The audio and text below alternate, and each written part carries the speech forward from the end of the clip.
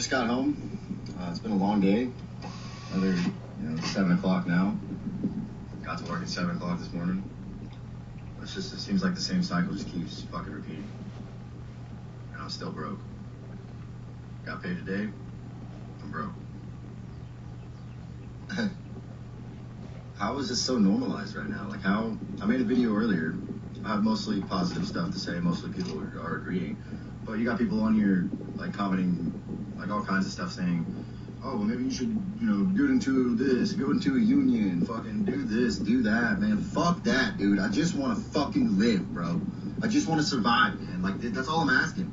I should not have to be my own boss. Like, I shouldn't have to be a CEO. The CEO mentality is bullshit, dude. Like, the whole fucking idea built around it in America is fucking bullshit. If the whole slogan or whatever the fuck you want to call it is, oh, well, somebody's got to do it.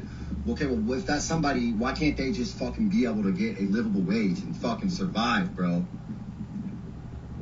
Like, I cannot keep doing this, man. I mean, yeah, he's absolutely right. It seems like we just go to work to pay off bills, go home, sleep, do it all over again. And whenever we complain, we're told by people in better positions than us that things aren't that bad or that we can improve our situation. But especially now, it just feels very helpless. It's just this feeling of like, it shouldn't be this hard to survive. And it shouldn't be this hard to make things work and to make your life livable when you work a full-time job. Why are things this expensive? Why is rent through the roof? Why do I have to spend over $100 a week for groceries? I need somebody to tell me why my husband went to purchase a 7-pack of underwear yesterday.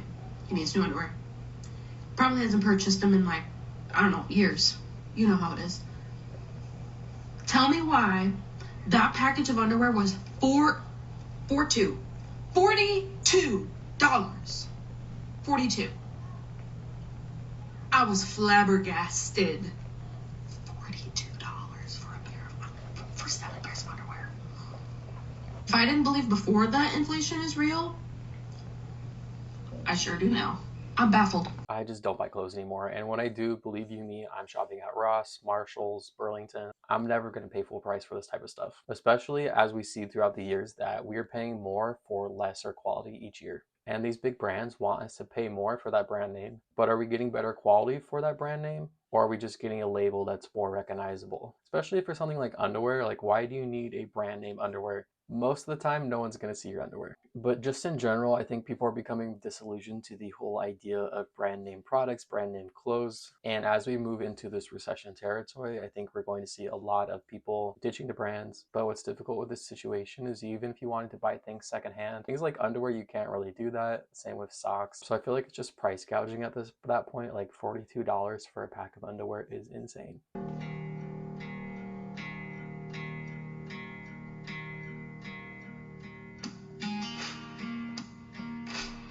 Yeah, this is basically how I feel too. Like I just got paid I'm filming this on Sunday. I got paid on Friday, and by Saturday morning, I had about $30 in my account. Just paying bills, paying off debt. I still have debt from when the pandemic was happening because I wasn't working as much and I had to use credit cards. And it feels like no matter how much you work, you can never really truly get ahead. You're just always paying off stuff you owed from the last pay cycle. I mean, right now I'm using those apps like Earnin. You can like borrow money, but they take it out your next paycheck. It's basically like a payday loan. For my last 3 paychecks, I've been using that. So when I get paid next, immediately on the same day, they're going to take out $150 because that's what I borrowed from this last pay period. I just feel like I can never get ahead of it. And I think that's what a lot of people are feeling too. And if you work a full-time job, I don't think you should have to be in that situation. Yes, we can be smarter with our finances, but there's also things that are out of our control. The economy is horrible right now. Everything is so expensive and the pay is not going up for how much we work. I didn't want to admit this, but I don't understand how my coworkers support their kids with the same paycheck that I can barely afford rent with. Okay, this is so real. I just have to say,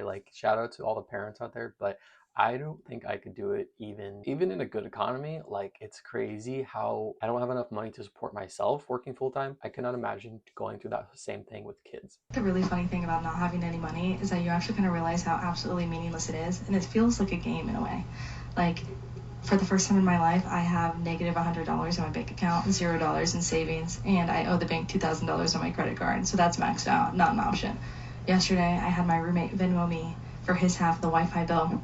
And then I sent that Venmo to my best friend, who then sent me that money back through Apple Pay. You know what I did with that money? I bought a pack of smokes and a pint of Italian ice from Sonny's down the street. It's like, save, invest, for what?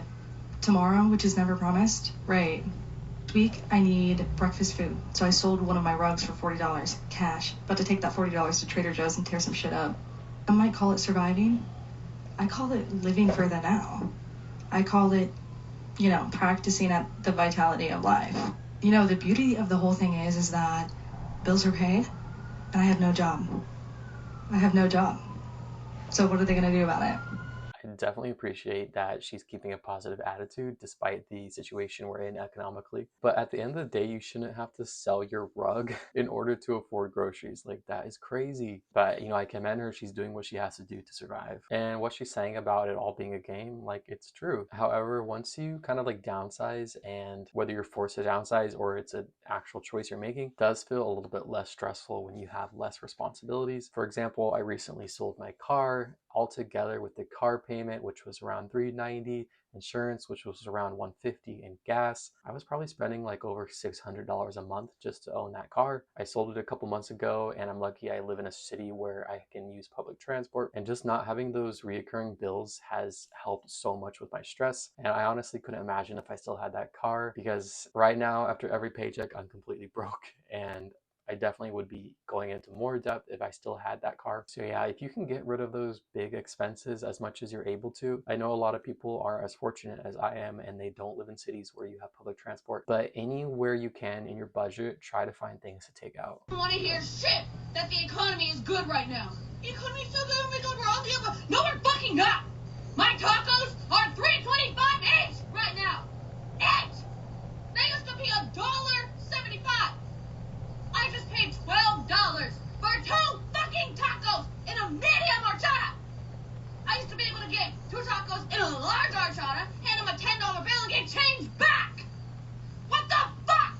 Okay, I really feel this as well. I was just thinking the other day, I was on my lunch break eating a Cliff Bar. And have you noticed that Cliff Bars have gotten so much smaller, and yet they're more expensive than they were 5 years ago? I think this is called shrinkflation, where things are getting smaller, but the price either stays the same or go up. It sucks, and it's so sneaky. And like she was saying, the same thing is happening in restaurants as well. You're paying either the same money or more, usually more, and you're getting less food, less drinks, smaller sizes. It just really sucks, because yes, eating out is not good if you do it every day, but I still believe everyone should have the opportunity to treat themselves once a week, once every 2 weeks, whatever you got to do to not completely be taken over by sadness. You have to treat yourself from time to time, and it just is harder to do that nowadays. Question for the younger people out there. What is it like for you economically right now? Because I just want to paint a picture of what it's like 20 years ago. I'm 45, so when I was in my mid-20s, mid-2000s, here's just what it was like for me when I was starting out. I had an apartment in Chicago. It was a studio, $550 a month. It was a couple blocks from the lake, a few blocks north of Wrigley Field, if you're familiar with the north side of Chicago. Perfectly fine. And I just was working a whatever job. I was making $14 an hour, temping in an office. I rode the bus to work. Completely fine. I could live.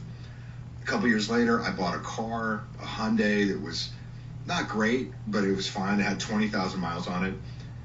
For $2,500, right? So I was able to just pay cash for kind of a junky car, but it ran.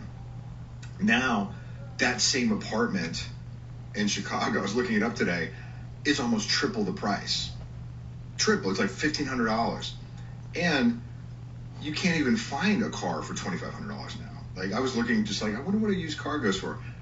Even a $10,000 used car is absolute trash. It has 180,000 miles on it, 5 different owners, an accident. So it's you literally can't do what was completely normal to do 20 years ago. I'm not talking about the baby boomer time. I bought a house for 5 raspberries in the 60s. I'm talking about 2005. You can't even do that. So I'm so curious what it's like for you now, because it seems unsustainable.